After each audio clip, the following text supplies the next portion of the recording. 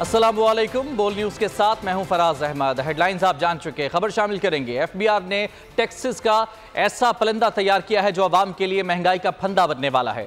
आइंदा बजट के लिए 2000 अरब रुपए के टैक्सेस तजवीज़ किए गए हैं। हुकूमत को तो 2000 रुपए मिल जाएंगे, लेकिन मुल्क में महंगाई का एहसास सैलाब आएगा जो गरीबों को फाकों की दलदल में ले जाएगा। टैक्सेस की भरमार पर रिपोर्ट देखिए।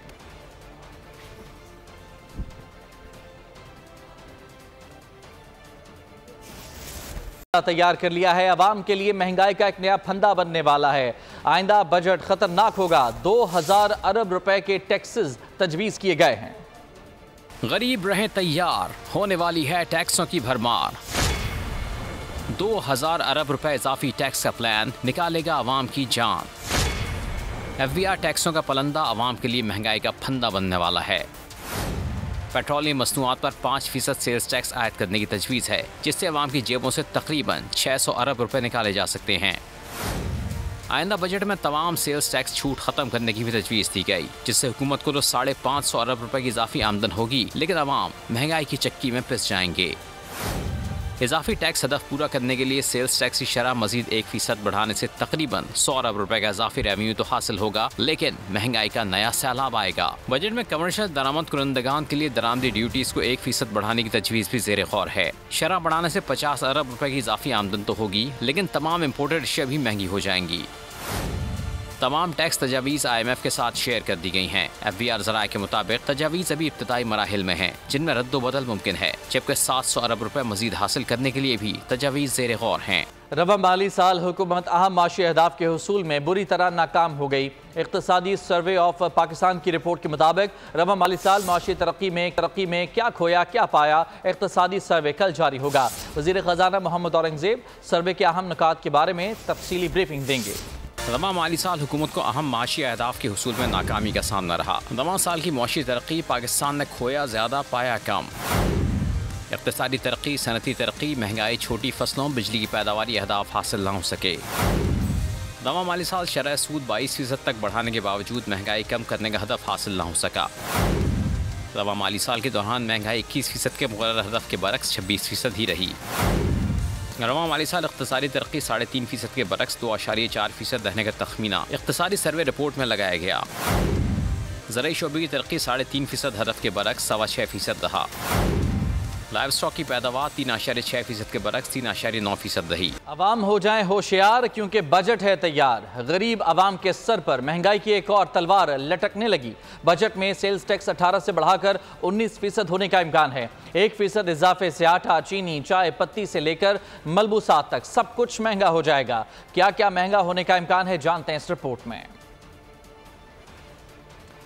इस हवाले से मजीद आपको बताएंगे। फिलहाल आपको ये खबर दे रहे हैं कि ब्लैक मार्केट में बहुतात, मेडिसन मार्केट में किल्लत, कराची में शहरी सेहत का खास ख्याल रखें। मुनाफाखोरों ने अद्वियात का मसनूई बहरान पैदा कर दिया है।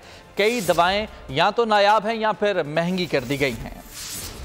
शहर क़ायद में दवाओं की खुद साख्ता किल्लत बरकरार। मुतादिद जान बचाने वाली अद्वियात मार्केट से गायब, जबकि ब्लैक में फ़रोख्त जारी है। टेटनस का इंजेक्शन कल तक 50 रुपए का था, आज 250 का हो गया। मिर्गी से बचाव का इंजेक्शन भी मार्केट से शॉर्ट है। इन्फेक्शन का इंजेक्शन बैन्स बायोटेक भी दस्तियाब नहीं। मलेरिया की दवा नेवाकोइन, इमराज क़ल्ब की दवा न्यू के भी मार्केट से गायब। CT स्कैन और MRI के इंजेक्शन भी महंगे दामों फरोख्त हो रहे हैं।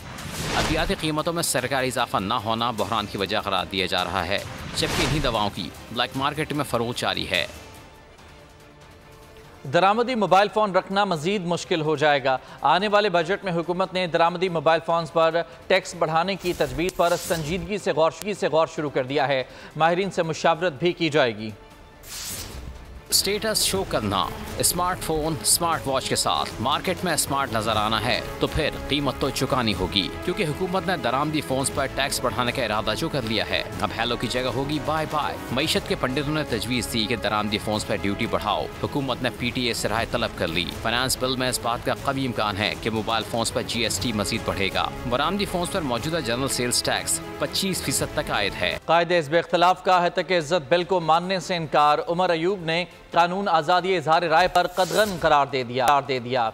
कहा कि इस मसले पर खामोश नहीं बैठेंगे। सरगोधा में उमर अयूब और MNA शफकत ऐवान ने हित्तक इज्जत बिल और बजट पर तबादला ख्याल किया।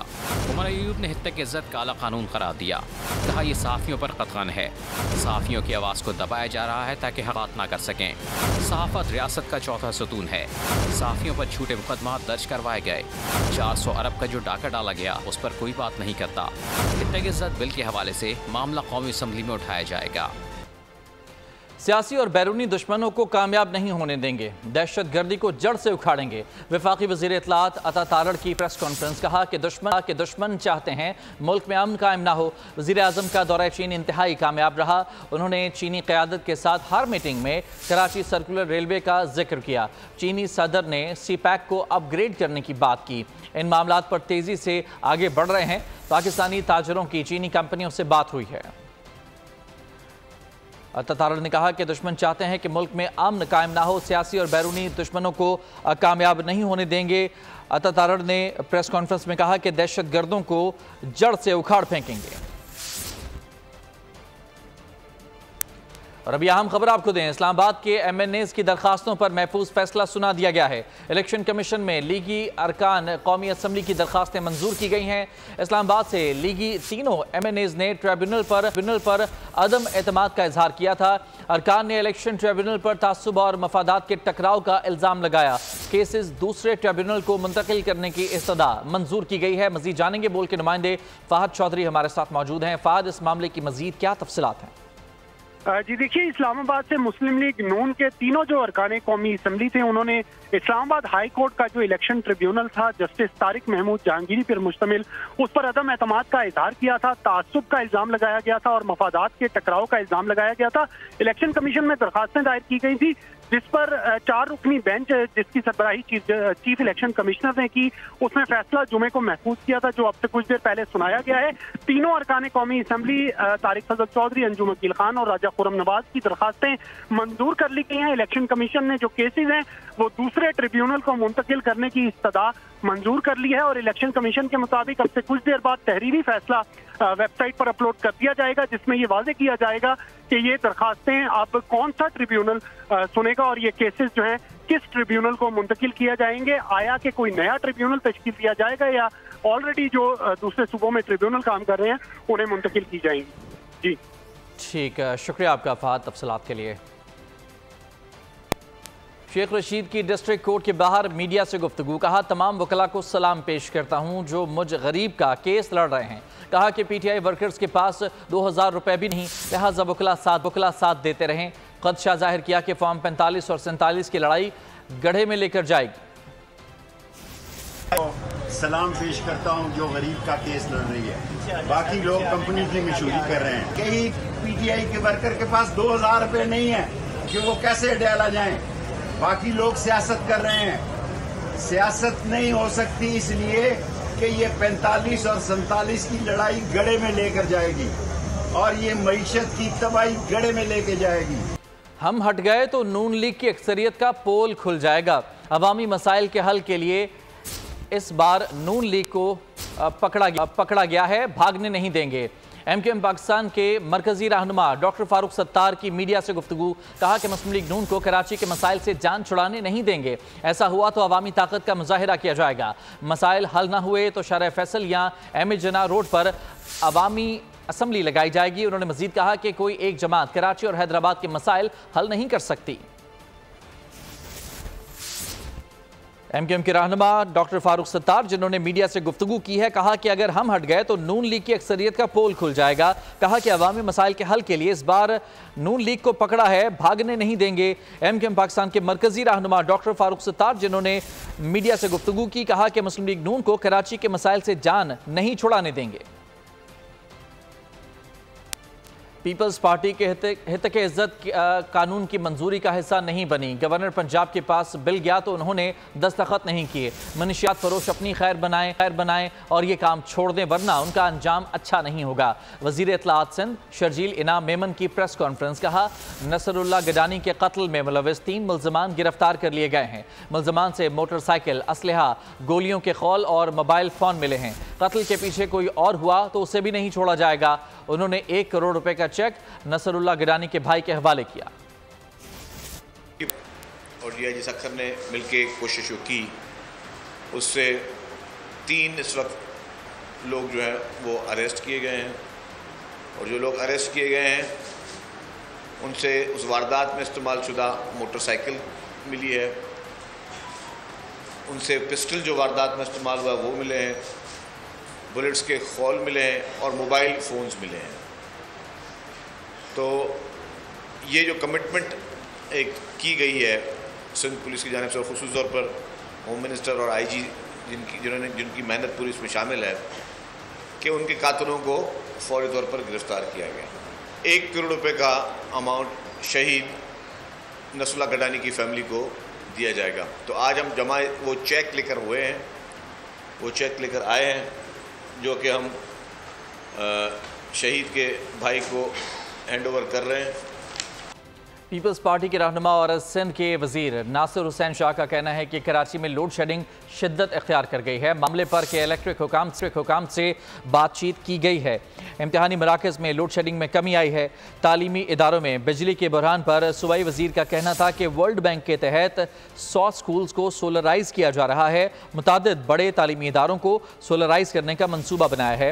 जुलाई के आखिर तक तालीमी इदारे सोलराइज हो जाएंगे।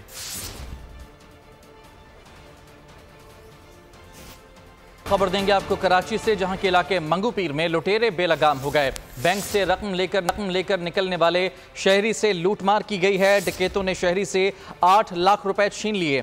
एसएसपी वेस्ट के मुताबिक दौरान वारदात गार्ड की फायरिंग से डकैत जख्मी हालत में गिरफ्तार भी किया गया है। पुलिस ने गिरफ्तार मुलजिम से असलहा बरामद कर लिया है। कराची का इलाका मंगूपीर, जहां लुटेरे बेलगाम हो चुके हैं। बैंक से रकम लेकर निकलने वाले शहरी से लूटमार की गई। डकैतों ने शहरी से 8 लाख रुपए की रकम छीन ली। एसएसपी वेस्ट के मुताबिक दौरान वारदात गार्ड ने फायरिंग की, जिससे डकैत जख्मी हुआ और जख्मी डकैत को गिरफ्तार कर लिया गया है। पुलिस ने गिरफ्तार मुलजिम से असलहा बरामद कर लिया है, जबकि उसके साथियों के हवाले से पूछगछ की जा रही है। कराची के इलाके मंगूपीर में ये वारदात हुई जब बैंक से एक शख्स रकम लेकर निकल रहा था। डकैती की वारदात हुई, 8 लाख रुपए उससे छीन लिया गया। इसी दौरान गार्ड की फायरिंग से डकैत जख्मी हालत में गिरफ्तार किया गया है। बोल के नुमाइंदे खुरम गुलजार से मजीद जानेंगे। जी खुरम, बताएगा। जी बिल्कुल, ये मंगूपीर थाने की हदूद है। नया नाज़माबाद के करीब मुसल्ला मोटरसाइकिल सवार थे, जिन्होंने बैंक से रकम लेकर निकलने वाले एक शहरी से लूटमार की। 8 लाख की रकम बताया जा रहा है कि इसे छीनी गई है। मुसलमान जो है वारदात के बाद फरार हुए। तो इस दौरान जो बैंक के सिक्योरिटी गार्ड था उसने मुलजिमान पे फायरिंग की, जिससे एक डकैत जख्मी होकर मोटरसाइकिल से गिरा, जिसे पुलिस ने वहां से गिरफ्तार कर लिया गया। मुलजिम के पास से असला भी बरामद हुआ, जबकि मुलजिम का साथी फरार हुआ। जबकि जो फरार होने वाला डकैत था उसने भी फायरिंग की, जिससे सिक्योरिटी गार्ड जो है वो जख्मी हुआ है। दोनों जख्मियों को जो है वो अब्बासी अस्पताल मुंतकिल कर दिया गया है। बताया जा रहा है कि जख्मी डकैत जो है वो तफसीलात के लिए खबर देंगे आपको सियालकोट से, जहां थाना अगोकी की हुदूद में गाड़ी पर फायरिंग हुई है। 2 अफराद कत्ल कर दिए गए हैं। मकतूलीन की शनाख्त जाहिद और मुदस्सर घुमन के नाम से हुई है। मुसल्लह मुलजमान ने जाती रंजिश पर गाड़ी पर अंधाधुंध फायरिंग की, जिसके नतीजे में 2 अफराद कत्ल किए गए हैं। सियालकोट में थाना अगोकी की हुदूद में गाड़ी पर नामालूम अफराद ने फायरिंग की है। 2 अफराद इस वाक़े में कत्ल किए गए हैं। पुलिस के मुताबिक जाती रंजिश पर गाड़ी पर अंधाधुंध फायरिंग की गई है मुसल्लह मुलजमान की जानिब से, और मुलजमान फायरिंग करने के बाद फरार होने में कामयाब हो गए। कराची में डाकुओं ने एक और घर उजाड़ दिया। रवां बरस डाकुओं के हाथों कत्ल होने वालों की तादाद 74 हो गई है। बहादुर दूध फरोश ने फरार होने वाले डाकुओं को पत्थर मारा तो डाकुओं ने फायरिंग कर दी। मुश्तइल अहले इलाका कहते हैं कि कानून नहीं बल्कि वारदातें मामूल बनती जा रही हैं। कत्ल का मुकदमा डाकुओं के साथ के इलेक्ट्रिक के खिलाफ भी दर्ज किया जाना चाहिए। शहरियों के सीने हैं और डाकुओं की गोलियां।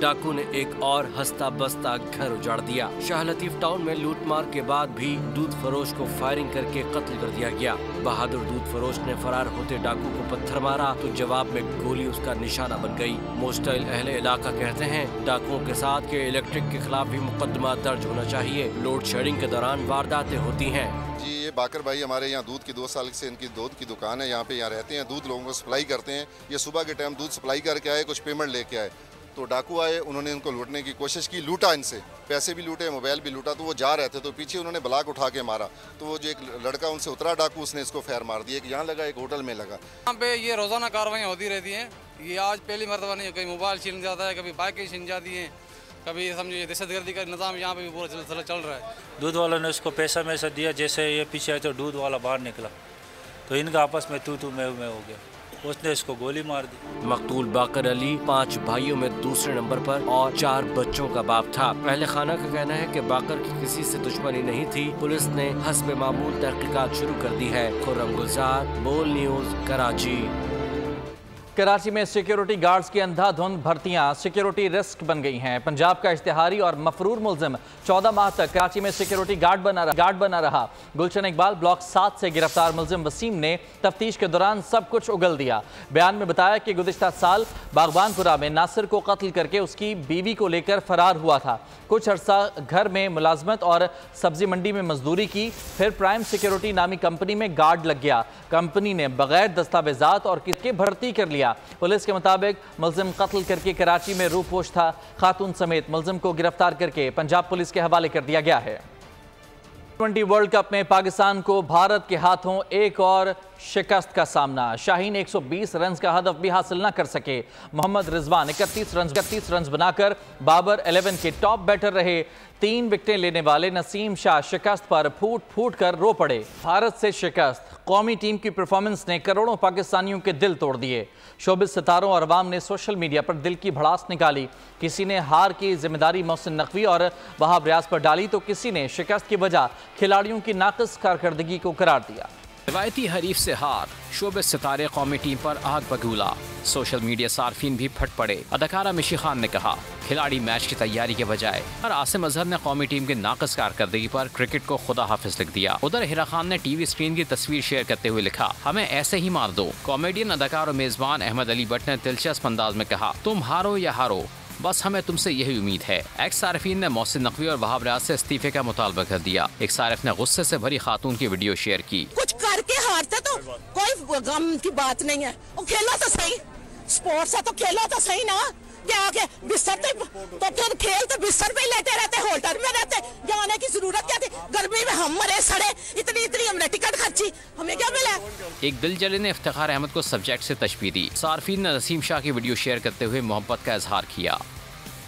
आगे बढ़ते हैं और अब कुछ ईद कुर्बान की बात करते हैं। मुल्तान में कुर्बानी के लिए भोलू और काला पहलवान को शहरी अपने घर ले आए। कुर्बानी के जानवर घर आने पर बच्चे खुश हैं और जानवरों की खूब खिदमत की जा रही है। ब्यूरो हेड मुल्तान ताहिर खान हमारे साथ मौजूद है, उनसे जानेंगे। जी ताहिर, बताइएगा इन दोनों जानवरों की क्या खुसूसियत है?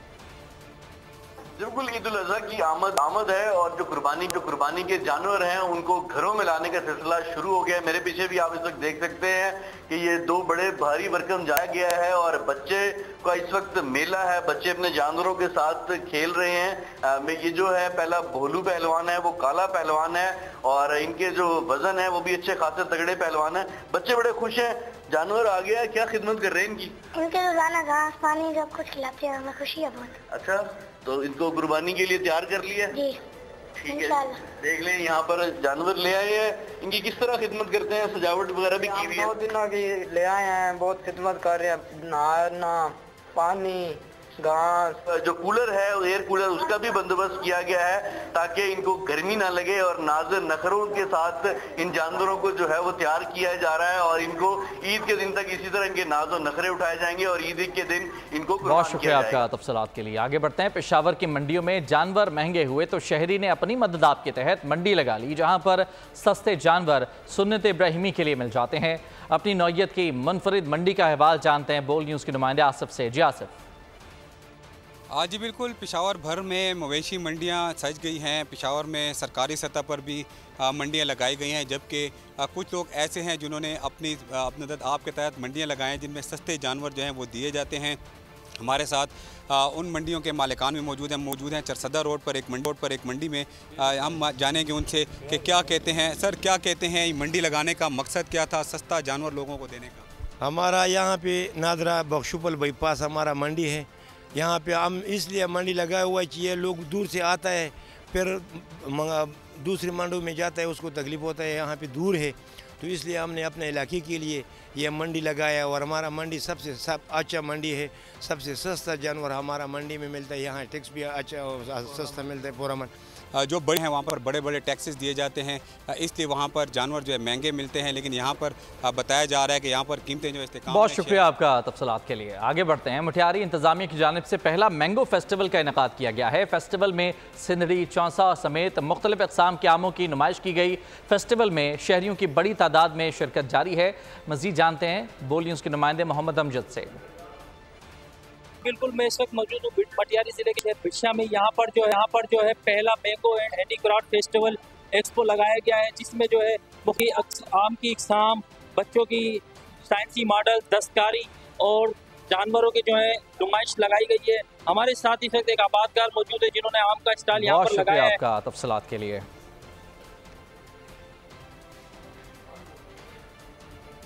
और इसी के साथ न्यूज़ बुलेटिन से फिलहाल इतना ही। किसी भी खबर की तफसील के लिए विजिट कीजिए bolnews.com।